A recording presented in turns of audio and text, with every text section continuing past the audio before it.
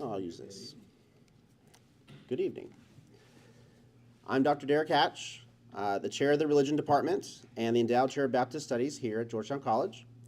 It is good to see everyone gathered for this year's George Walker Redding Memorial Lecture. I will direct your attention to the program that you received when you came in, where you can see who is involved in the activities this evening. I will, though, take a particular point of privilege at this point to thank someone who's not listed on the program, but someone whose contributions to the success of this lecture have been invaluable. Emily McCarthy, our Associate Vice President of Marketing and Communications, who is with us this evening, so there she is. I'm probably embarrassing her, so I'm probably going to be in trouble later for this. She created the printed posters that are all over the campus for the lecture, posted them as well, created several versions of digital materials that we use to promote the lecture, as well as designed the program that you are holding this evening. And I should be clear, like, it's not like she had an office and that her office did it. Like, in many cases, she did this work. And so I want to be clear that I'm thanking her for doing this work. And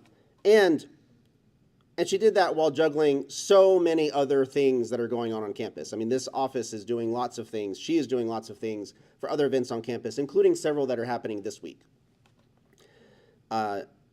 Needless to say, many of you might not be here if it wasn't for Emily's work and her hard work. So it seems appropriate to take a moment to express thanks and appreciation for her work for this lecture. So join me in doing that.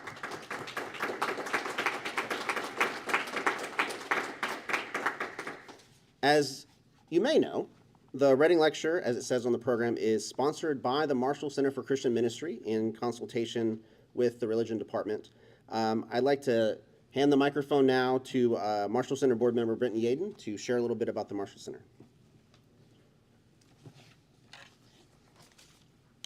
Good evening. Good evening. Good evening, Dr. Hadaway. Long time no see. My name is Brenton Yaden. I am a Georgetown College alumni, 07, and member of the Marshall Center for Christian Ministry. And I would like to take this chance to welcome you to the George Walker Redding Lecture. As you can see on the program, Dr. Redding was a Kentucky native who graduated here from Georgetown College in 1927.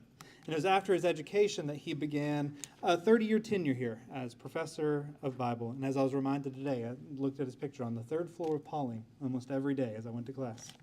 And so during his time, as it says there, he was known for his good humor, his concern for students, and his high academic standards.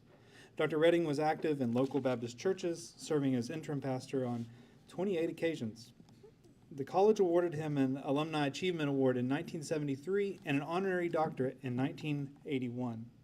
And after retiring from Georgetown in 1973, Dr. Redding continued to teach in different forms until his death in 1989. And it was in 1997 that Georgetown College inducted him into its Hall of Fame. And so we are grateful to the Redding family for helping make this event possible each year. The Marshall Center, who works alongside to help this lecture happen, was founded in 1997 to administer and support programs for the Georgetown College community and her various constituencies with the aim of strengthening the Christian mission and identity of the college. The center was named for Georgetown College alumni William and Alice Marshall, class of 57. Bill Marshall and Alice Gardner met, fell in love, and were married here at Georgetown College. And the Marshall Center would be formed in 1997 with Bill and Alice as its co-executive directors for its first decade. The Marshall Center envisions a vibrant Georgetown College community engaging in the work of Christ. As you can see there, its mission is it believes in the transforming power of Christian education, and the Marshall Center exists to actively preserve, promote, and encourage the Christian distinctiveness of Georgetown College by assisting students, faculty, staff, and the broader Christian community in developing a Christian worldview through the examples and learning experiences. And as an alumni who has experienced and benefited from this myself, I'm deeply grateful for its work and that I can continue to help its work move forward. And so on behalf of the Redding family, the Marshall Center for Christian Ministry, and the Georgetown College Religion Department, we want to welcome you to the 2024 George Walker Redding Endowed Lecture. Thank you.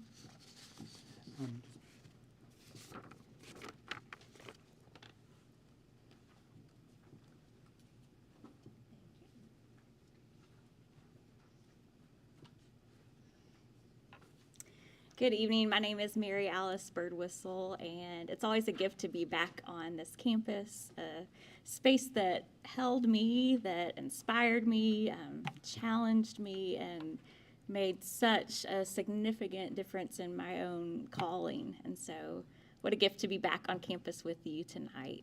Let's pray.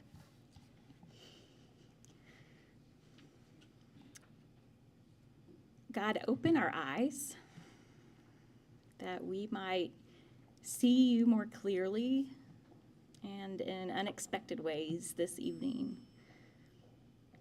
Open our ears that we might listen more closely, that we might be curious and ask questions and hear you in a new way.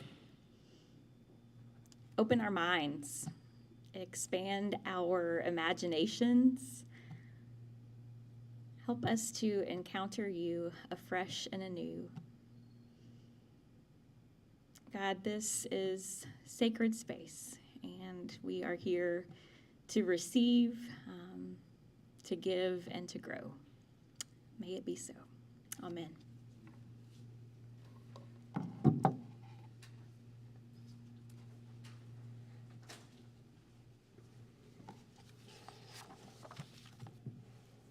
Hello again. It is my distinct honor to introduce our George Walker Redding lecturer for this year. David Ngong is originally from Cameroon and is currently professor and chair of the Department of Religion and Theology at Stillman College, a historically black college in Tuscaloosa, Alabama. He holds a Bachelor of Arts degree in English from the University of Yaoundé, Cameroon, a Bachelor of Theology degree from the University of South Africa, a Master of Divinity degree from Central Baptist Theological Seminary in Kansas City, and a PhD in Systematic Theology from Baylor University in Waco, Texas. His research broadly focuses on African religions, specifically on the politics of African Christian and indigenous thought. He draws from decolonial, anti-colonial, and black critical thought to think the political theological potential of African, indigenous, and Christian thought with respect to the place of Africa in world Christianity and the modern world. He has authored numerous journal articles, think pieces, 3 monographs, and 1 edited book. He is the author, most recently, of this book, Senghor's Eucharist, Negritude in African Political Theology, from Baylor Press in 2023. It is very good. So if you're looking for something to read, students, I'm sorry, you don't have time to read anything, but put this on a list and then buy it and read it. It is quite good. He is Africa section editor of the journal Religion Compass and co-chair of the African Religions Unit of the American Academy of Religion. He is married to Prudencia, who is also from Cameroon, and they have 3 children. Now, most of that was on the program, but I'll add one final thing about Dr. Ngong that is not in your program. I have known him for 20 years. I am privileged to call him my friend. He is deeply committed to the transformative power of the gospel. This animates his work and his passion for theology. And for that, and many other reasons, I am looking forward to his lecture this evening, which is titled, Refusing Communion, Africa in World Christianity. Just to prepare you, at the end of the lecture, there will be a brief time for question and answer and discussion. So if you have questions or thoughts, please write them down or make a mental note or put them in your phone. That's all the rage. Take note of those questions. You will have time to ask them at the end, and so we hope to have a lively conversation afterward. But for now, join me in welcoming Dr. David Ngong to Georgetown College.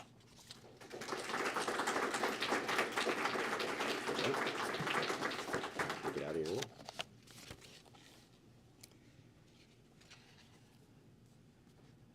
Thank you very much for that very good introduction. I cannot express adequately how glad I am to be here on the campus of Georgetown College. I want to thank the Reading family for this lectureship which they have endowed here. It is because of them that all of this is possible. I have looked at the long list of previous speakers here, and they are very, very distinguished. And I am amazed that I am part of them. One of the speakers here, Dr. Molly Marshall, was actually my teacher at seminary in Kansas City, Kansas. So it is thanks to her, by the way, that I went on to do, doctoral work, and that I'm here today. I want to thank my friend, especially for organizing this. I want to thank all of those who are on the committee that does this work for making all of this possible.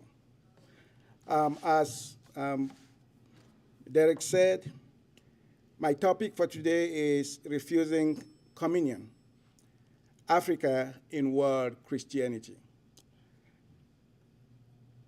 Now, in the last 30 to 40 years, Christians around the world, especially many in Europe and the United States, have been very interested in news from Africa.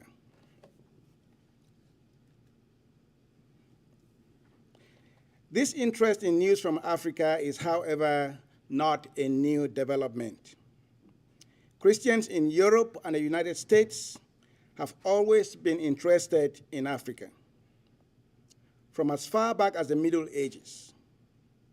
In the Middle Ages, many European Christians traveled to Africa to look for a Christian king called Prester John, with whom they could form an alliance against what Europe saw as Islamic threats.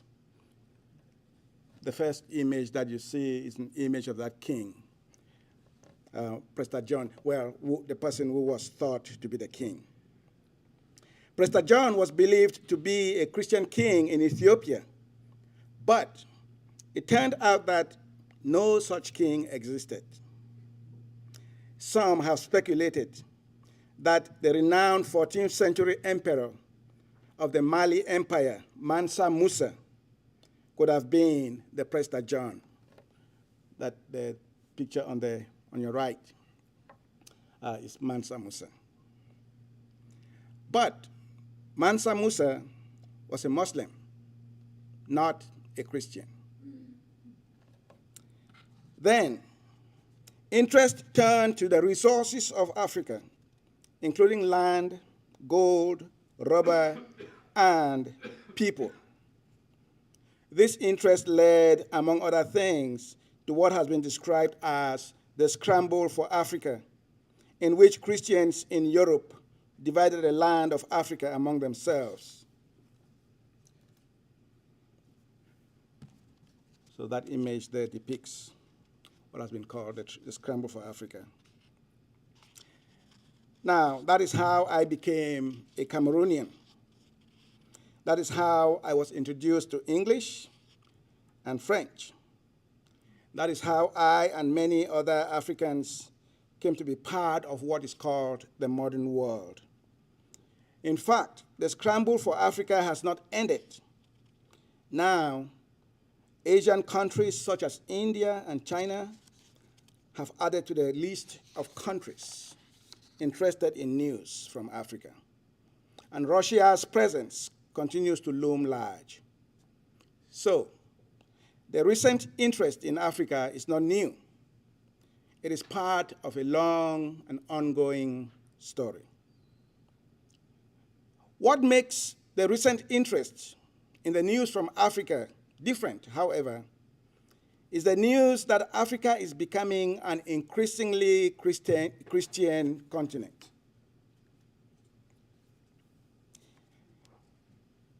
This is astounding news when you consider that just a century ago, Africa had just about 10 million Christians.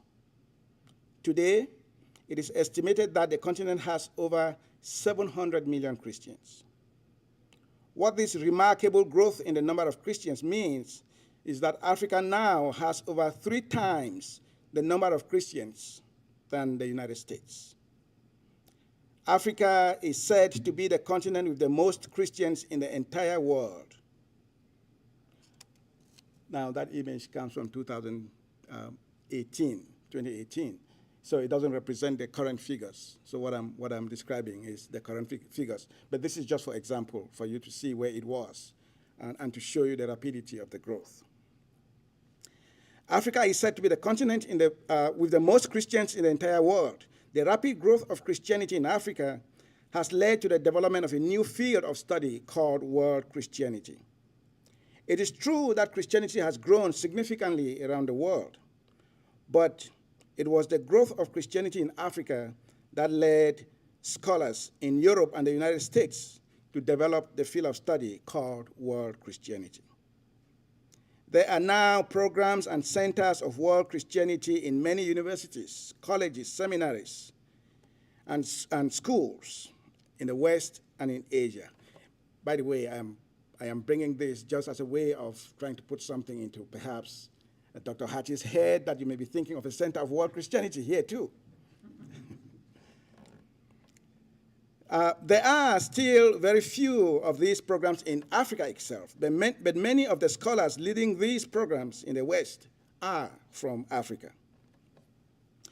The idea of world Christianity is rooted in the fact that Christianity has spread to almost every nook and cranny of the world, and this spread had led to an astounding diversity in the beliefs and practices of the faith. In other words, what European and American Christians wanted to happen when they sent missionaries around the world to proclaim the gospel has happened, sometimes even beyond their wildest dreams. Europe and the United States sent missionaries around the world, especially beginning in the 19th century, to convert people to Christianity. In the wake of this missionary movement, Christianity has in fact spread around the world, often beyond the bounds of what missionaries imagined. Today, it is said that more Anglicans attend church every Sunday in Nigeria than they do in England, the birthplace of Anglicanism. In other words, Nigerians have become more excited about Anglicanism than the people of England. So, scholars have been scrambling to understand the implications of all this. Why? Why is it that Africa alone now has as many Christians as Europe and the United States combined? What does it mean that Africa alone now has as many Christians as Europe and the United States combined? Now, my own interest in all this is theological. The reason for this is simple. I was not trained as a demographer, so I do not focus on counting the number of Christians anyway. I was also not trained as a historian to seek the reason for historical change.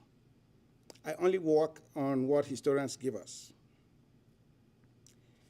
I was trained as a theologian, and theologians think about what Christians claim they believe. Theologians look at the relationship between what Christians claim to believe and what Christians actually do. That is the relationship between beliefs and action. As a theologian, I do not celebrate the growth of the number of Christians. What I am interested in is the impact of such growth. Theologians focus on the idea that Christianity should be a way of life. Now, in recent years, many books have been written on the subject, some having the title, Christianity as a Way of Life.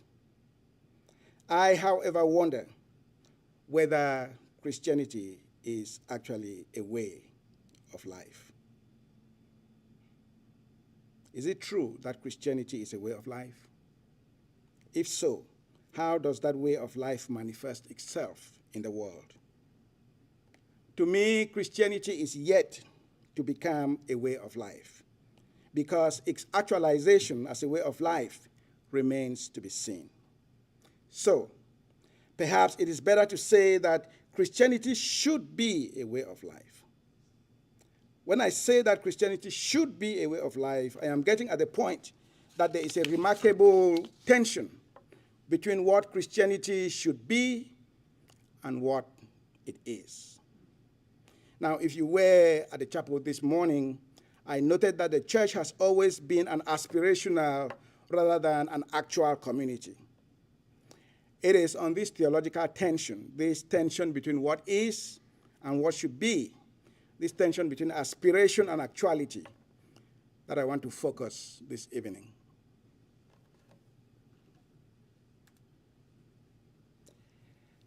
Now, the tension is that what the church is called to be is not what the church is. One would expect that the growth of Christianity in Africa would mean that African Christians and Christians around the world would be creating bonds of affection, bonds of love. They will be creating relationships rooted in their shared participation in the life of the triune God. After all, it is the benefit of participating in the life of God that Christians proclaim around the world. The reality, however, is that African Christians have hardly formed bonds of affection among themselves. The reality is that the relationship between African Christians and Christians in Europe and the United States has remained one of exploitation rather than friendship, love, and a sense of joint participation in the life of God. It has, in many ways, seemed like the relationship between enemies. My focus tonight is on the relationship between African Christians and Christians in the West.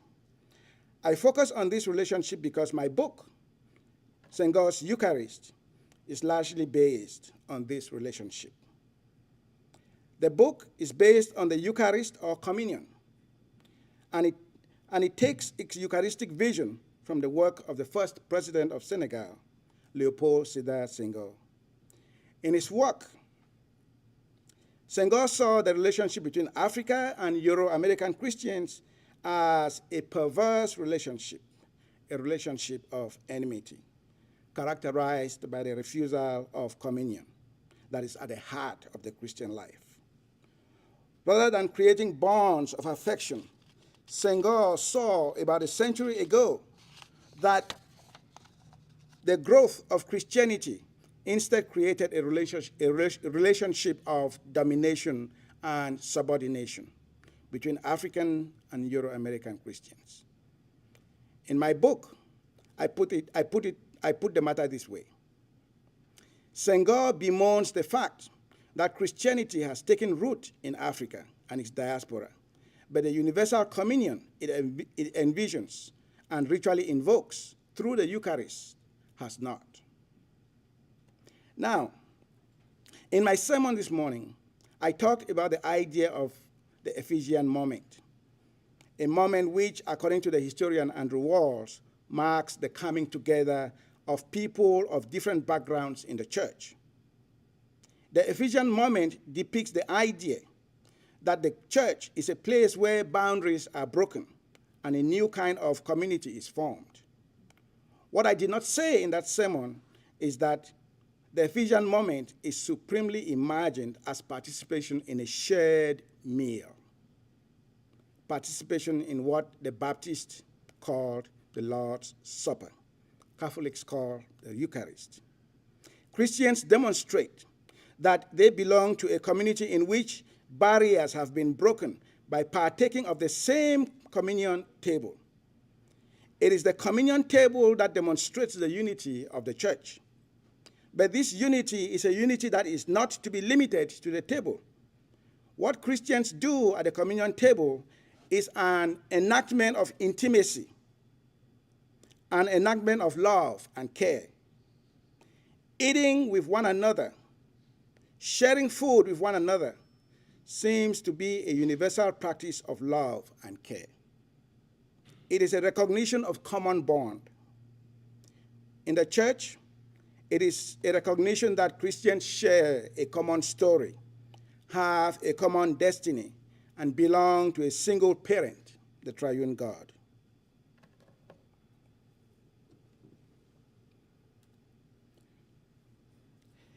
It is, however, in this very act of sharing that we encounter all sorts of refusal of communion. Baptists are very aware of one aspect of this refusal of communion in the various debates about open and closed communion. Who is qualified to receive communion? Is it only for the members of the church, or can members of other churches participate? What of those who are not baptized? Can they also receive communion? In the Roman Catholic Church, the debate is currently going on regarding whether Protestants can receive the Eucharist. In other words, who is welcome at the Lord's table? If you think of communion as sharing a meal at a table, then the whole issue of who should be invited becomes quite jarring. In fact, not inviting someone to the table becomes an act of unspeakable selfishness. This refusal to share in the meal of the Eucharist, as I noted earlier, goes beyond the communion table. It also addresses how Christians relate to each other, not only as a church community, but also as a Catholic ecclesia, that is the universal church. This refusal to share a meal is universal in scope. It is the refusal to share a meal on a global scale that I addressed in my book, Senghor's Eucharist. Now, Léopold Sédar Senghor was born in what is today Senegal in 1906. He was a Roman Catholic and a product of missionary Christianity. He had great hopes of what Christianity could mean for the relationship between Europe and Africa. He was made Christian by missionaries from France. He had hopes of becoming a priest himself. However, during his training, he realized that the missionaries saw him as less than human. When he protested, he was kicked out of the process of becoming a priest. He was, however, awarded a scholarship to train as a teacher in France. When he went there, the Second World War broke out, and he was drafted in the French army, where he fought in the Second World War. It was in France that, together with other students of African descent, he witnessed a heightened manifestation of what W.E.B. Du Bois had described earlier in the 20th century as the color line. It was in this circle, made up of Africans from the continent and those from the diaspora, especially from the Caribbean, that the negritude movement was born. The negritude movement was a movement that developed in France with the goal of thinking about what it meant to be black in a world where there was a question mark on black being. Now, what made Senghor different from some of the others in the negritude movement was that he did not think about what it meant to be black in the world outside his Christian faith. Most of his friends were very critical of Christianity, but he remained devout. It was said of him that he attended Mass often, even as some of his friends spent time doing other things. His experience of the color line in Paris was, however, a grave challenge to his faith. It is said that sometime between 1930 and 1931, he stopped going to church because he thought that those who had sent missionaries to convert him in Africa did not take the Christian faith seriously. After 1931, however, he picked up his faith again and remained a Catholic in good standing until his death in 2001. He was not only a politician, but also a renowned poet and philosopher of vast intellectual output.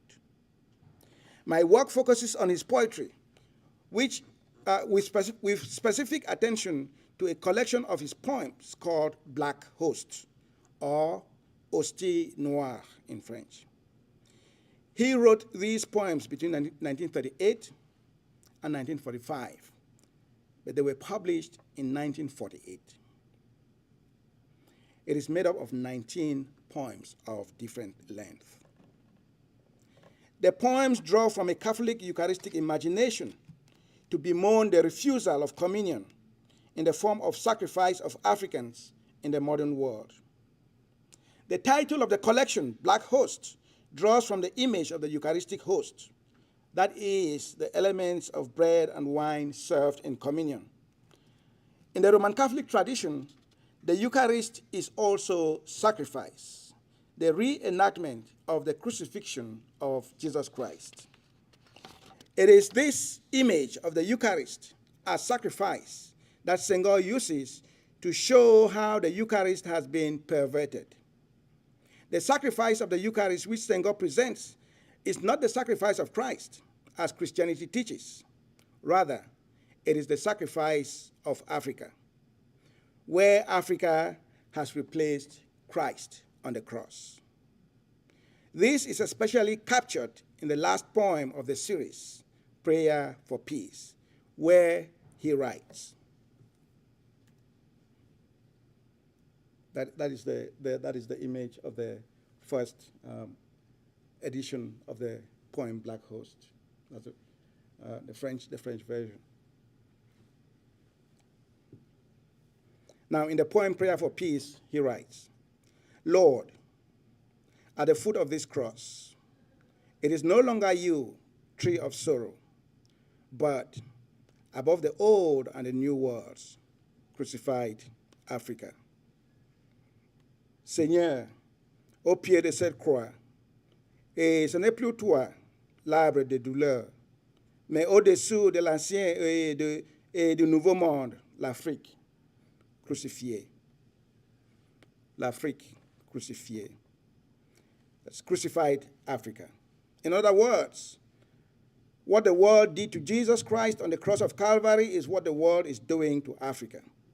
He draws from the icon of Western civilization, the one who has been claimed by the West as central to Western imagination, that is, Jesus Christ, to draw attention to the ignominious treatment Africans suffered in the modern world.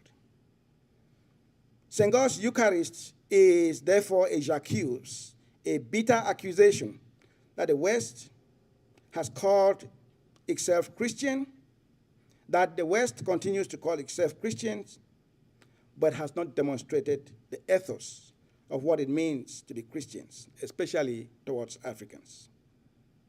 His is a radical rethinking of the Eucharist and the cross that brings into our time what happened 2,000 years ago.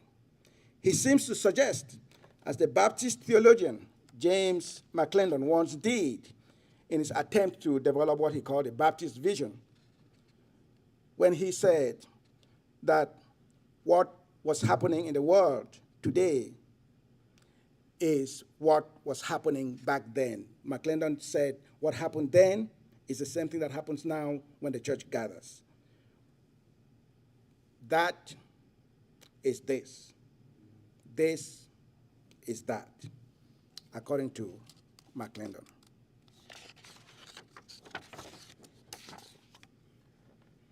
It is not simply analogous to what happened then, rather it is what happened then. That's Senghor's claim about what is happening to Africans in the modern world. The crucifixion of Christ then is the crucifixion of Africans now. Similar to what the black theologian James Cone said in his The Cross and the Lynching Tree, but different in the sense that for Senghor, Africans are actually on the cross.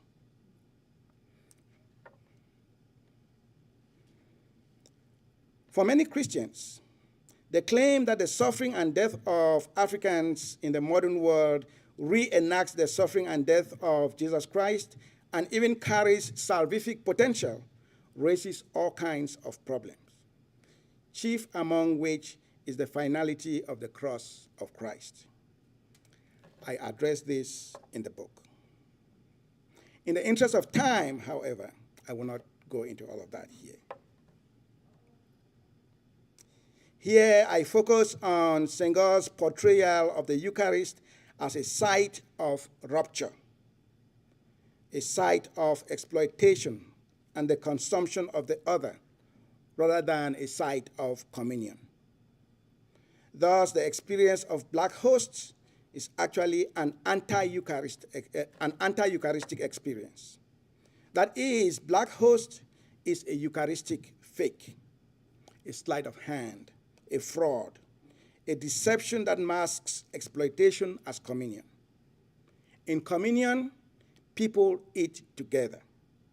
In black hosts, the other is on the menu. Black host is thus an anti-communion, where instead of eating together, the other is eaten. It is a travesty. Now, before I say more about these poems, I should say that I did not encounter the idea of the Eucharist as a site of exploitation for the first time in the work of Senghor.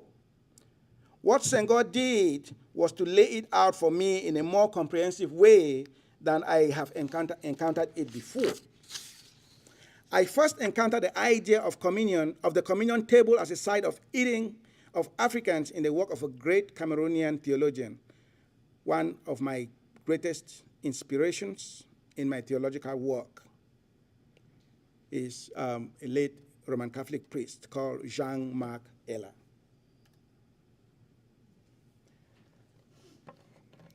That's him there. Father Jean-Marc Ella saw that the way communion is practiced in many churches in Cameroon promoted the exploitation of Cameroonian Christians. He discusses this in his book, African Cry. That's the translation, African Cry. In the French, the original version in the French, Le cri de l'homme africain. It's like the cry of the African. I think that translation is better than African Cry. In his book, he focuses on how the elements are produced, how the elements of the Eucharist, the bread and wine, how they are produced. As we know, the bread is made from wheat and the wine from grapes. Ella contends that the wheat and the grapes used to make the elements of the Eucharist are not grown in Cameroon. They are grown in Europe and the United States. Cameroonian Christians buy them from Christians in Europe or the United States. Cameroon's money goes to Europe, and the bread and the wine are sent to Cameroon. Ella saw exploitation in this practice because the money of Cameroonians go to create jobs for farmers in Europe and the United States, while the crops of farmers in Cameroon do not have a market. They do not have a market in the United States or in Europe. Here, the Eucharist becomes a site of exploitation, of the eating of the other. Senghor's poems in Black Host were written, by the way, I should say that Ella was doing this in the form of what is called now inculturation theology. His goal was to see to it that we use local elements to do communion, use local food stuff to do communion. That is part of the cry of what is called inculturation theology, to use the local food stuff to do communion rather than the bread and wine, which are not produced in the country. By the way, no church has accepted that. Senghor's poems in Black Hosts were written long before Ella wrote about the Eucharist, but Ella does not mention Senghor in his analysis. This is perhaps because Ella associated Senghor with the Negritude movement, and he thought that the Negritude focused on reclaiming African cultures rather than on their political and economic experiences in the modern world.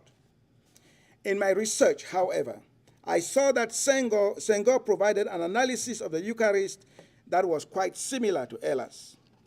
Writing in the context of colonialism and war, Senghor imagines the Eucharist as a site where African bodies are sacrificed and resources are plundered. In my book, I draw on an African imaginary, the belief in witchcraft, to argue that for Senghor, the Eucharist has become witchcraft, not communion. Now, witchcraft is a very pervasive belief in many African societies to this day. Witchcraft is a complex belief in the African imaginary, but it is connected to a number of key ideas. One, witchcraft is about the rupture of intimacy. Witchcraft is about the rupture of intimacy. Two, witchcraft is about the eating of the other. And three, witchcraft is about secrecy. In the first place, witchcraft is the rupture of intimacy because witchcraft accusations mostly happen among those who have intimate connection, such as in the family. It is hard for strangers to accuse each other of witchcraft because the kind of bond that needs to be created for such accusation to happen has not been developed. Now, people who are thought to be nomads, especially in North Africa, who move from place to place, it's believed that they don't hold witchcraft beliefs. Because if someone, if you have a problem with someone with whom you are connected, you can move to another place. They don't have a stable dwelling. So they don't have witchcraft accusations among them. So witchcraft accusations often capture frayed relationships among friends, for example. You have to know each other, be connected to each other in some intimate way for witchcraft accusation to happen. Witchcraft accusations are often index a terrible breach of trust. Often it is those who have come to think that they could count on each other who make witchcraft accusations. Witchcraft accusations declare that those who could trust you do not believe they could trust you anymore. It is therefore about a narrative of betrayal, the betrayal of family or friend, like Judas betrayed Jesus. Senghor felt that those with whom he had come to share his life, those who brought the gospel to his people in Africa, telling them of the fraternal relations that the church creates, could not be trusted to maintain such relations. Those who came as missionaries to proclaim the good news of Jesus Christ to Africans have not lived up to the gospel they proclaim. For Senghor, proclamation of the gospel is designed to create a bond among peoples, a bond of friendship. When he looked at the relationship between Africa and Euro-America, he saw only death and destruction. Death and destruction that stretched from the moment of the slave trade to colonialism, and now the moment of war. Sometimes we hear sounds of gunshots, fighter planes, exploding bombs. We hear cries of agony, the spilling of human blood, as if it were animal blood. We meet all sorts of violence, the gruesome violence of war. We meet brave soldiers, brave African soldiers, shedding their blood in the violence, in a war not of their own making. It was a war not of their making, but in which they were supposed to die. The first poem of the collection, Liminary Poem, captures the death of Senegalese soldiers in the war. You Senegalese soldiers, Senghor writes, my black brothers with warm hands under ice and death.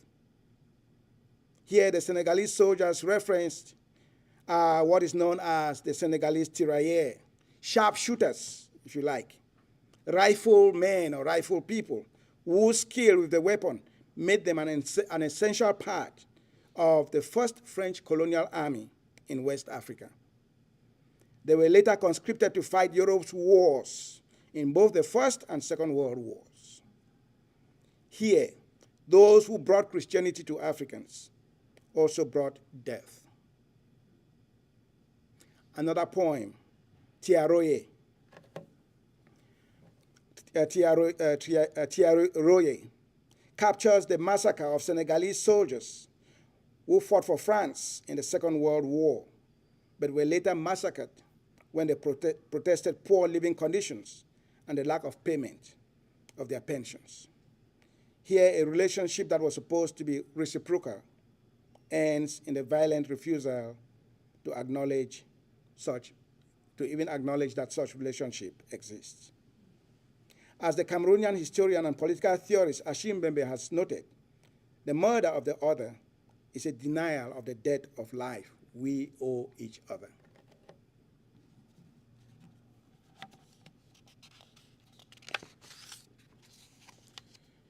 This reality captures a second aspect of witchcraft. Witchcraft as the consumption or the eating of the other, the wasting of the other for our own benefit. Eating is an intimate activity. Eating together often initiates or suggests some sort of intimate connection. Intimate relationships may hardly be created where people refuse to eat with each other. In fact, even some casual relationships often include eating together. That is perhaps why the first move we make when we try to create a relationship is to eat together. You care for some coffee? We go to Starbucks. Now, I remember when I first had the job I have now in Tuscaloosa, Alabama, I went there to look for a house before we could move. And when I went there, I stayed with one of our friends. And we went around looking for a house. And when we saw one, the one I thought I was going to have, the real estate agent took me to Cracker Barrel in Tuscaloosa. We ate lunch together.